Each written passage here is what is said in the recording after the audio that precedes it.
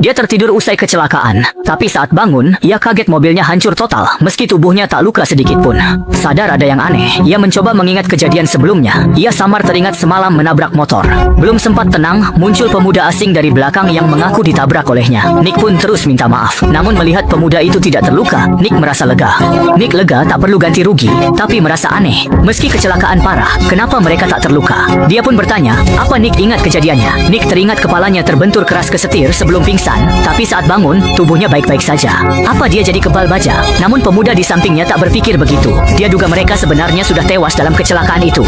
Kini mereka hanya roh. Nick tak percaya, tapi pemuda itu menyuruhnya cek lokasi kecelakaan. Mungkin tubuhnya masih di mobil. Nick segera mendekati mobil untuk membuktikannya. Benar saja, ia melihat tubuhnya sendiri di sana. Nick terdiam ketakutan, sementara pemuda di sampingnya tampak tenang.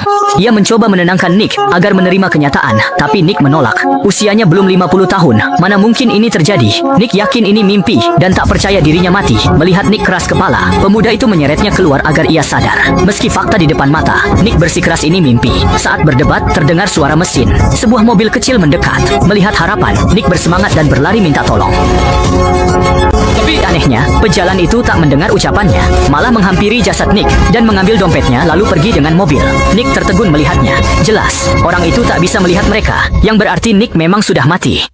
Belum sempat pulih, salju lebat tiba-tiba turun. Pria itu berkata, salju adalah tanda arwah menuju surga. Nick mengira ia akan ke sana, tapi pria itu bertanya soal dosa Nick, karena pelaku kejahatan hanya akan ke neraka. Nick teringat telah mencekik istrinya dan merasa takut, meski ia berdalih itu karena istrinya sakit parah.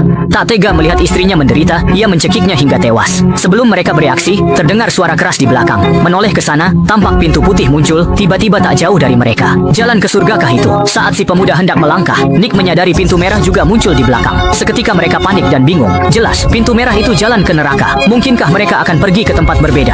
Pemuda itu mengira karena Nick membunuh orang, pintu neraka itu untuknya. Nick panik dan berteriak ke langit, mengaku tak sengaja mencelakai istrinya demi mengakhiri penderitaannya. Meski sudah membela diri, pintu itu tak hilang. Si pemuda pun mengejeknya, yakin Nick masuk neraka. Lalu ia berjalan ke pintu surga, tapi